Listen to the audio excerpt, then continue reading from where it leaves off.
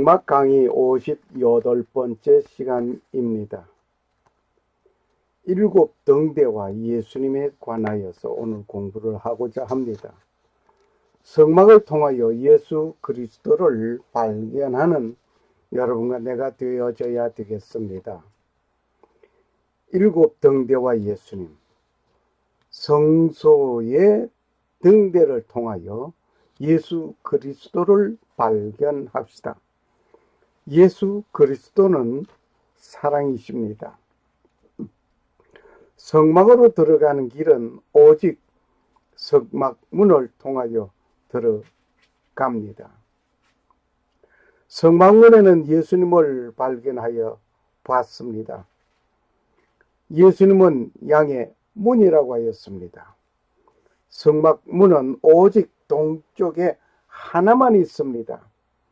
성막 문을 열고 들어가면 번제단을 만나게 됩니다. 번제단에서 예수님은 온 세상 죄를 지고 가시는 번제물로서 대제사장이심을 우리는 보았습니다. 그 번제단을 지나서 물두멍을 만나게 됩니다. 물두멍에서 씻어야 하는 평생 회개를 보고 배웠습니다. 오늘은 성소 안에 들어서면 일곱 등대와 떡상과 향단을 보게 됩니다. 성소 안으로 들어섭니다. 거기에는 일곱 등대가 있습니다. 그 중에 떡상과 향단이 있는 그 중에 일곱 등대를 오늘 공부하려고 합니다.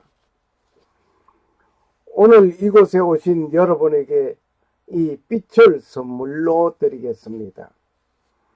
어둠을 밝히는 빛이 되시기를 바랍니다. 성막을 통하여 예수 그리스도를 발견합시다. 성소에는 향단, 떡상, 등대가 있습니다. 오늘은 등대에 관하여 말씀을 드리고자 합니다.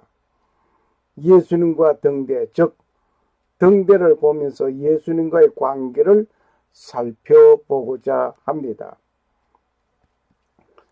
본문의 말씀을 읽겠습니다.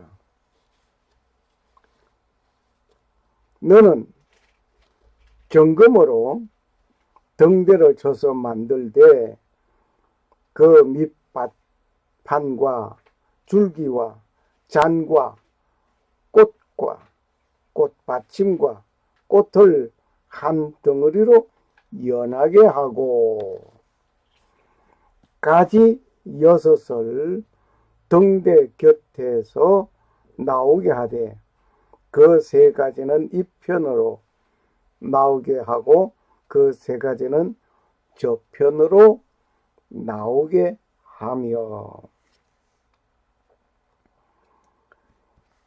이편 가지의 살구꽃 현상을 잔색과 꽃받침과 꽃이 있게 하고 저편 가지에도 살구꽃 현상의 잔색과 꽃받침과 꽃이 있게 하며 등대에 나온 6가지를 갖게 할지며 등대 줄기에는 살구꽃 형상의 잔색과 꽃받침과 꽃이 있게 하고 등대에서 나온 6가지를 위하여 꽃받침이 있게 하되 2가지 아래 한 꽃받침이 있어 줄기와 연하게 하며 또 2가지 아래 한 꽃받침이 있어 줄기와 연하게 하며 또 가지 아래 한 꽃받침이 있어 줄기와 연하게 하고 그 꽃받침과 그 가지를 줄기와 연하게 하여 전부를 정금으로 쳐 만들고 등잔 7을 만들어 그 위에 두어 앞을 비추게 하며 그 불집게와 불똥 그릇도 정금으로 만들지니 등대와 그 기구 모든 기구를 정금 1달란트로 만들되 너는 삼가 이 산에서 내게 보인 식양대로 할지니라. 출애굽기 25장 31절에서 40절 말씀이었습니다. 하나님께서 모세에게 가르쳐준 그 식양대로 어떻게 만들라, 무엇을 만들라, 뭐 어떻게 하라 한 그대로 만들었다 말입니다. 7등대, 7등대의 재료와 만드는 과정은 출애굽기 25장 31절에서 40절 본문으로 읽었던 그 말씀을 기억하시면 좋겠습니다. 그리고 출애굽기 37장 17절에서 24절에도 역시 같은 내용의 말씀입니다. 등대 재료와 만든 과정, 등대 재료와 만든 그 과정, 등대를 금촛대라 라고 말을 하고 있습니다. 촛대라고 하였으니 초를 꽂는 촛대는 아닙니다. 오직 등대에서 기름을 태워 불을 밝히고 있다는 것은 당연한 것입니다. 등대의 무게는 정금 1달란트였습니다. 등대의 무게는 정금 1달란트. 정금 1달란트. 출애굽기 25장 39절의 말씀을 읽겠습니다. 등대와 그 모든 기구를 정금 1달란트로 만들되, 정금 1달란트로 만들라고 그랬습니다. 그러면 금 1달란트의 무게는 얼마나 되느냐? 금 1달란트의 무게는 약 27.99kg, 그러니까 약 28kg이라고 생각하면 되겠습니다.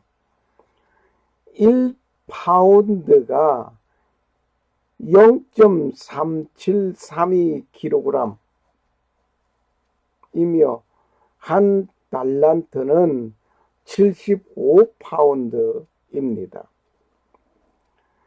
여기에 사용한 기름은 무엇을 가지고 사용했는가 하니 감나무로 찌어낸 순결한 기름을 사용하였습니다. 그림을 보는 것과 같이 감람나무에서 열린 이 열매, 이것을 기름으로 짜서 불을 켰던 것입니다.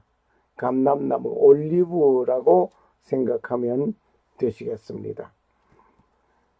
너희는 또 이스라엘 자손에게 명하여 감나무로 찌어낸 순결한 기름을 등불을 위하여 내게로 가져오게 하고 끊이지 말고 등불을 켜되. 출애굽기 27장 20절 말씀입니다. 이스라엘 자손들에게 감나무로 찌어낸 순결한 기름을 가지고 여기에 7등대 불을 밝히게 하였던 것입니다. 성소의 등불은 계속 밝혀져야 했습니다. 계속 밝혀져야 하는 것이 성소의 등불입니다. 밤이면 꼭 어김없이 이 성소의 등불을 밝히는 것입니다. 너희는 세상의 빛이라 라고 예수님께서 말씀하셨습니다. 마태복음 5장 14절의 말씀입니다. 빛은 어둠을 밝히기 위하여 있는 것입니다. 성도는 세상을 향한 빛으로 계속 밝혀져야 합니다. 등대는 예수님을 상징하고 있습니다. 즉 그리스도의 고난을 말하고 있기도 합니다. 등대를 만들 때 쳐서 만들었으니 출애굽기 37장 22절 그저 어떤 본을 만들어서 거기에 들어 부어 가지고 만든 것이 아니라 망치로 두들겨 치고 정으로 쪼아내고 그러면서 만들어냈단 말입니다. 그래서 이 등대는 일곱 등대는 예수님의 고난을 상징한다는 것입니다. 그리고 이 등대는 예수 그리스도를 상징하고 있습니다. 그리고 빛이십니다. 예수 그리스도는. 내가 세상에 있는 동안에는 세상의 빛이라. 요한복음 9장 5절 말씀이었습니다. 세상에 있는 동안에 세상의 빛이라고 했습니다. 주의 말씀은 내 발의 등이요 내 길의 빛이니이다. 시편 119편 105절 말씀입니다. 등과 기름의 상징은 누구를 말하고 있나요? 등은 예수 그리스도를 상징하고 있습니다. 기름은 성령을 상징하고 있습니다. 왜 일곱 등을 만들었을까? 왜 일곱 등을 만들었을까? 그림에서 본 바와 같이 가운데 하나, 그리고 왼편에 세 개, 오른편에 세 개. 이 일곱은 완전하신 예수 그리스도의 구속 사역을 말씀하고 있습니다. 그 오늘 수의 상징을 우리 한번 알아보겠습니다. 일이라고 하는 것은 일 하면은 삼위일체 하나님의 수, 하나님을 말하고 있습니다. 이는 짝수로서 상대적인 세상을 말하고 있습니다. 이 세상이 있으면 저 세상이 있고, 천국이 있으면 지옥이 있고, 남자가 있으면 여자가 있고, 이것이 있으면 저것이 있고, 이곳이 있으면 저곳이 있고, 네. 이렇게 상대적인 것을 말하고 있습니다. 3은 삼위일체 하나님 완전수를 말하고 있습니다. 삼위일체 삼각형, 삼각형은 찌그러지지도 않습니다. 사각형은 한쪽 모서리에서 밀면 찌그러집니다. 그러나 삼각형은 찌그러지지 않습니다. 4는 고난의 수입니다. 예수님께서 40일 금식 기도를 하신 것은 그 고난 말로 표현 못합니다. 그리고 40년 광야 생활을 한 이스라엘 백성들,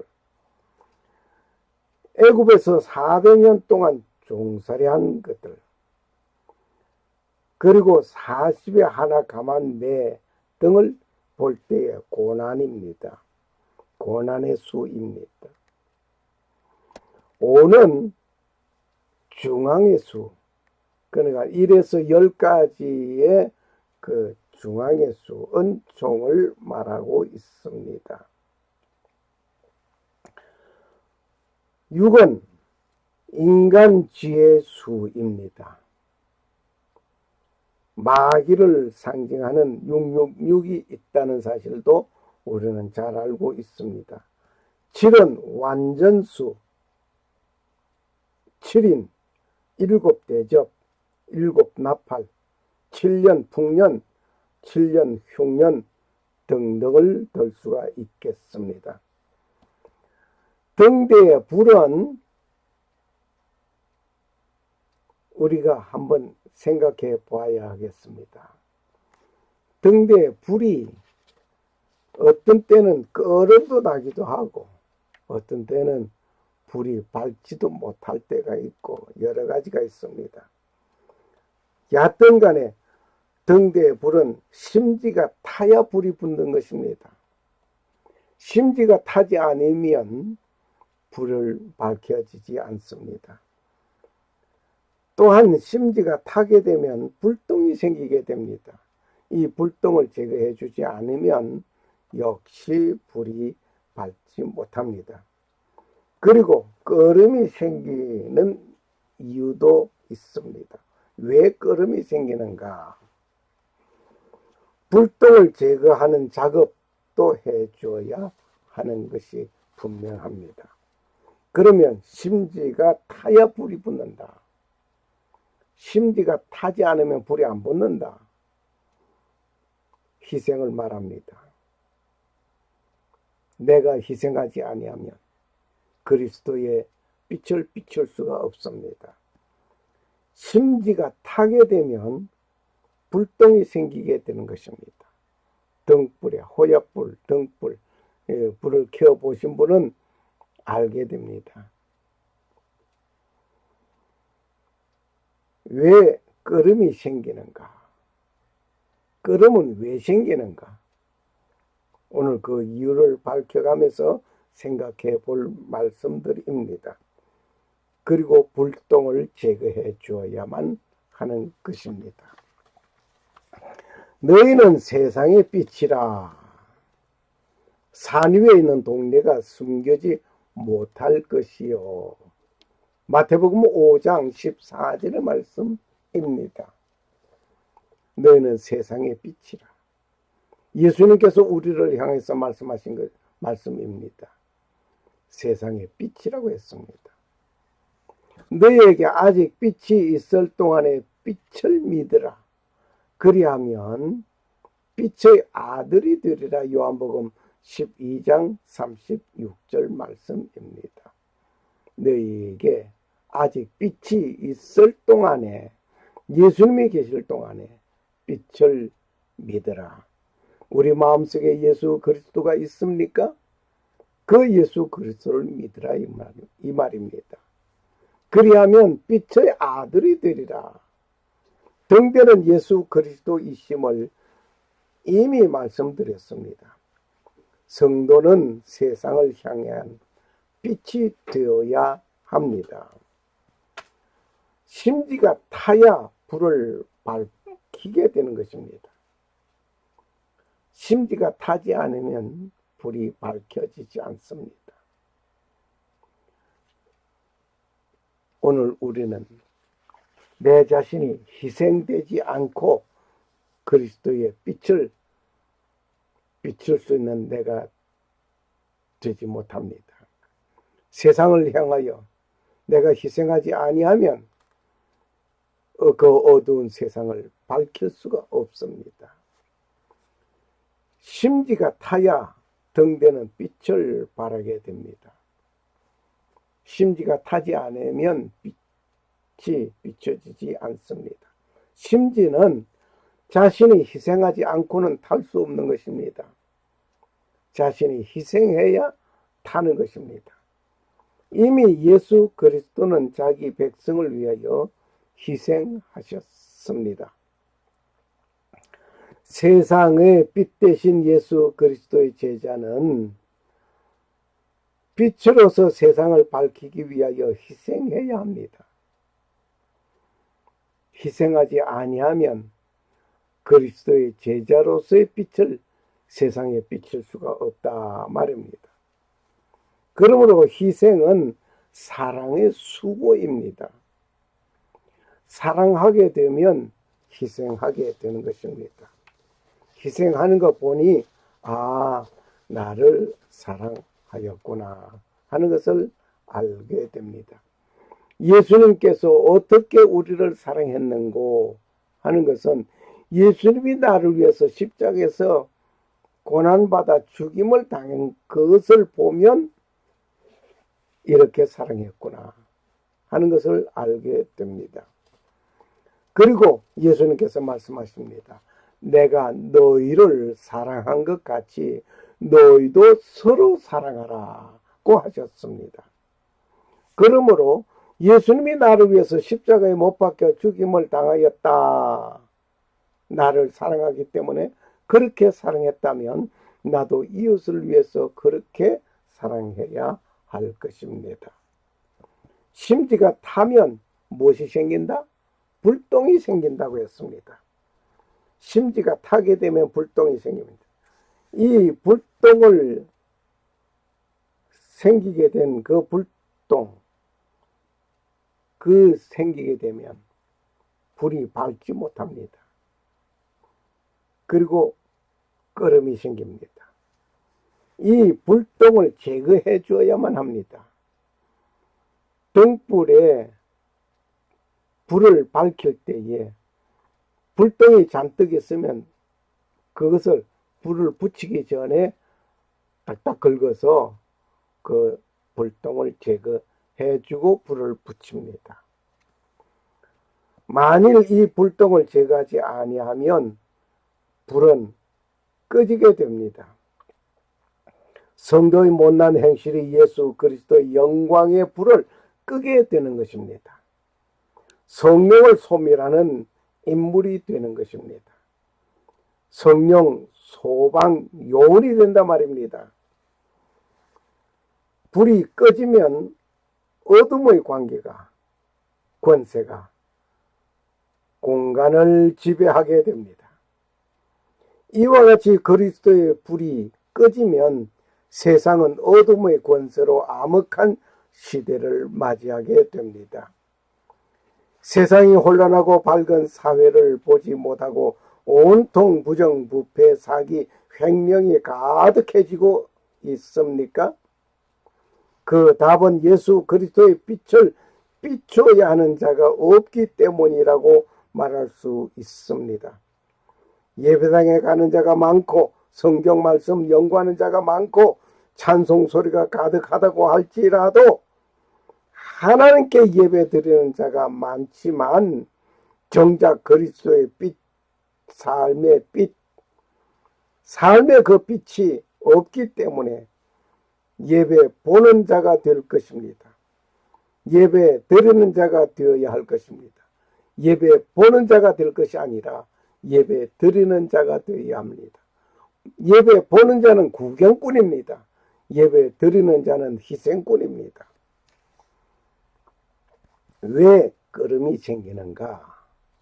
끓음이 생기는 그 이유를 오늘 여기서 한번 분석해 보아야 하겠습니다. 끓음이 왜 생기는가? 등불에 끓음이 왜 생기는가? 기름을 태우면 끓음이 생기게 되어 있습니다. 왜? 심지가 타기 때문에 불똥이 생기고 끓음이 생기게 되어 있습니다. 끓음이 왜 생기는가? 첫째, 기름이 없을 때 끓음이 생깁니다. 강제로 심지가 타야 되기 때문에 끓음이 생깁니다. 그리고 불똥을 제거해 주지 않았을 때 끓음이 생기는 것입니다. 또한 심지가 높을 때 끓음이 생깁니다. 등불의 심지가 높이 올라가면 끓음이 잔뜩 생깁니다. 오늘 불똥 제거 작업을 우리 한번 봐야 하겠습니다. 불똥을 제거하지 않으면 불이 밝지도 못하고 추후에 심지가 타다가 끓음이 생기고 불이 꺼집니다. 기름이 없을 때에 불똥이 생긴다면 기름을 공급해 주면 됩니다. 성도가 성령의 인도를 무시하고 소멸하면 성도의 그 등잔에 기름이 없어 끓음이 생기듯이 말썽 많은 인물이 되는 것입니다. 성령의 사람이 되어야 할 것입니다. 너희가 그리스도의 사람이 되기를 원한다면 그리스도의 영이 있어야 합니다. 그리스도의 영은 성령을 말하고 있습니다. 심지가 높을 때 생기는 끓음, 성도가 교만하면 말썽의 인물이 됩니다. 하나님 앞에서 온유 겸손함을 배워야 할 것입니다. 하나님도 온유 겸손하셨습니다. 그런데 성도가 겸손하지 못하고 온유 겸손하지 못하고 교만하면 하나님을 대적하게 되고 하나님께서 그를 원치 않습니다. 나는 마음이 온유하고 겸손하니 나의 멍에를 메고 내게 배우라 그러면 내 마음이 쉼을 얻으리라. 마태복음 11장 29절 말씀입니다. 예수님께서 말씀하셨습니다. 예수님께서 나는 마음이 온유하고 겸손하다고 했습니다. 그리고 내 멍에를 메고 내게 배우라고 했습니다. 나를 배우라고 했습니다. 그리하면 내 마음이 쉼을 얻으리라. 우리 마음이 복잡하고 번잡하고 힘든 일들이 있습니까?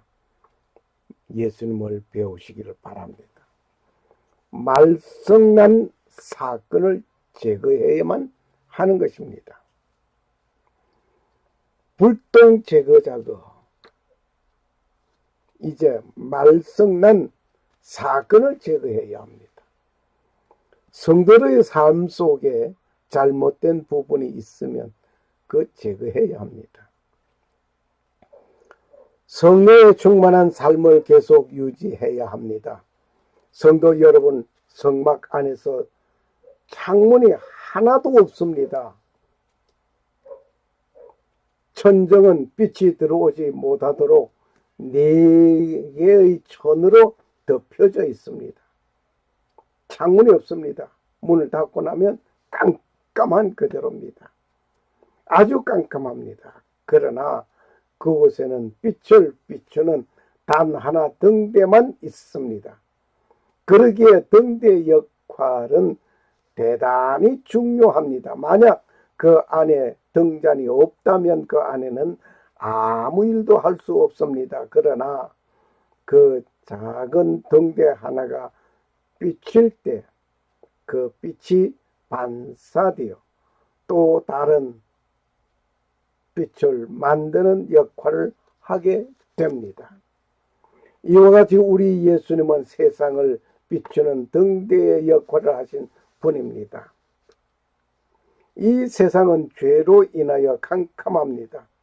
지금 전기불이 있는데 무슨 소리냐고 말을 할 사람이 있을 것입니다. 그러나 그것은 육신적인 면만 보는 사람입니다.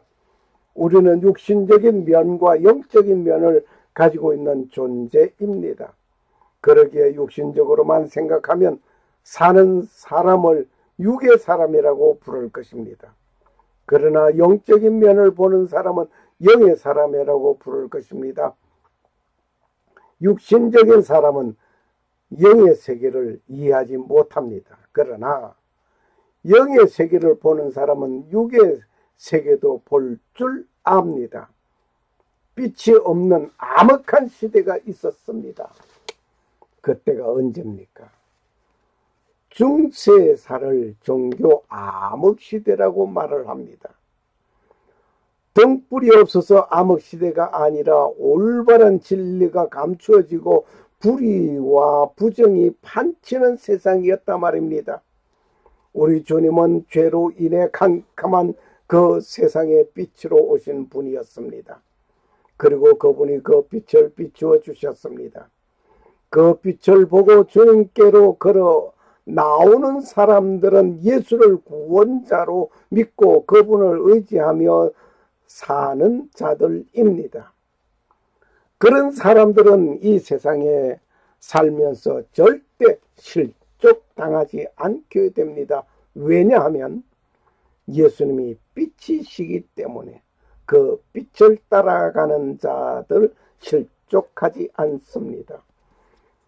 예수님이 가라사대 나는 세상의 빛이니 나를 따르는 자는 어둠에 다니지 아니하고 생명의 빛을 얻으리라. 요한복음 8장 12절 말씀. 그런데 예수님이 자신만 빛이라고 하지 않으셨습니다. 예수님을 믿는 자들에게도 빛이라고 불러주셨습니다. 왜냐하면 예수님의 빛을 받는 자들이기 때문입니다. 그러기에 믿는 자들은 작은 등불입니다. 마치 태양이 비추고 있을 때는 달이 보이지 않습니다. 그러나 태양이 지고 난 다음에 태양의 빛을 받아서 반사하는 달이 있기에 밤을 밝혀주고 있습니다. 너희는 세상의 빛이라. 산 위의 동네가 숨기지 못할 것이요 사람이 등불을 켜서 말 아래 두지 아니하고 등잔 위에 두나니 이것으로 집안 모든 사람에게 비치느니라. 네, 등잔 불을 켜본 사람은 실감납니다. 등잔 불을 켜서 저 책상 밑에다 두어둔다든지 그러지 않고 등경 위에 두는 것입니다. 높은 곳에 두어둡니다. 이와 같이 너희 빛을 사람 앞에 비치게 하여 너희도 너희 착한 행실을 보고 하늘에 계신 너희 아버지께 영광을 돌리게 하라. 마태복음 5장 14절에서 16절 말씀이었습니다. 성도 여러분, 예수님은 우리에게 빛으로 살라고 하셨습니다. 그렇다면 우리가 예수님이 주신 빛을 비추어 사는 방법이 무엇일까요? 선을 행하며 사는 것입니다. 그 선한 일이란 바로 하나님의 영광을 위해 하는 행동을 말하고 있습니다. 저는 얼마 전에 아주 귀한 이야기를 들었습니다. 지난번 중국에서 선교하시는 선교사님을 만났을 때 말입니다. 그분이 누구를 잠깐 만나고 오겠다고 하며 가는 것이었습니다. 갔다 와서 이런 이야기를 하였습니다. 자기가 옛날 신학교 다닐 때 어렵고 힘들었을 때 쌀도 그냥 주고 여러 가지 사랑의 손길을 베풀어 주어서 너무 고마웠던 분이 계셨습니다. 그런데 아직도 그분의 은혜를 잊지 못하고 있다는 것입니다. 그래서 그분에게 잠깐 인사를 하고 오겠다고 하며 갔다 온 것입니다. 저도 그분에게 대한 잘 알고 있는 한 분 중에 한 분입니다. 그런 사랑을 베푸는 것이 당연한 것입니다. 많은 사람들에게 숨어서 이름도 빛도 없이 사랑의 손길을 베푸는 멋진 분들 말입니다.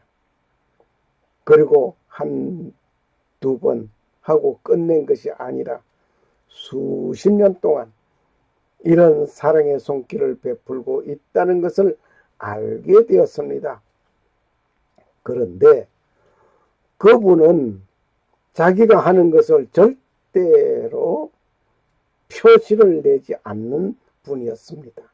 그냥 기회가 주어질 때마다 그냥 선한 손길을 베푸는 사람이었습니다. 저도 그분을 콜롬비아로 온 후부터 알고 있는데 참 변함이 없습니다. 그저 주님을 묵묵하게 섬기며 기회가 주어질 때마다 착한 일을 행함으로 하나님의 영광을 드러내는 사람이었습니다. 아마 많은 사람들이 그 사랑의 선한 손길을 통해 감동을 받았을 것입니다. 그리고 하나님께 영광을 돌렸을 것입니다. 이게 바로 주님께서 원하시는 빛입니다. 이게 바로 주님께서 원하시는 착한 행실입니다. 이렇게 행하는 것이 하나님께서 영광 받으시는 귀한 일입니다. 성도 여러분, 예수님은 이 세상에 빛으로 오셨고 그리고 그 사명을 우리 믿는 자들에게 맡기셨습니다. 맡기고 가셨습니다. 그러기에 어떻게 해야 주님이 이 세상을 비추신 것처럼 믿는 자들도 따라할 수 있을지 고민하면서 살아가야 할 것입니다. 지금 여러분의 등대는 불이 타고 있습니까? 불이 켜져 있습니까? 아니면 불똥이 계속 있습니까? 아니면 끓음이 생기고 있습니까? 여러분의 빛은 어떤 사람들에게 비추고 있습니까? 여러분들의 가족에 비추어지고 있습니까? 아니면 여러분들 주위 사람들에게 비추고 있습니까? 여러분들이 만나는 사람에게 진짜 예수님의 빛을 비추고 있습니까? 예수님은 우리에게 그렇게 비추며 살라고 하십니다. 이제까지 그렇게 하지 못하였다고 한다면 지금이라도 시작하시면 되겠습니다. 이제 주님의 빛을 비추어 살기를 바랍니다. 그래서 하나님의 영광을 드러내는 축복된 삶이 되기를 축원합니다. 너희는 세상의 빛이라. 산 위에 있는 동네가 숨겨지 못할 것이요. 마태복음 5장 14절 말씀입니다. 저 산 골짜기에 있는 동네가 아니라 산 위에 있는 동네, 어디서든지 보여집니다. 샬롬. 감사합니다. 할렐루야.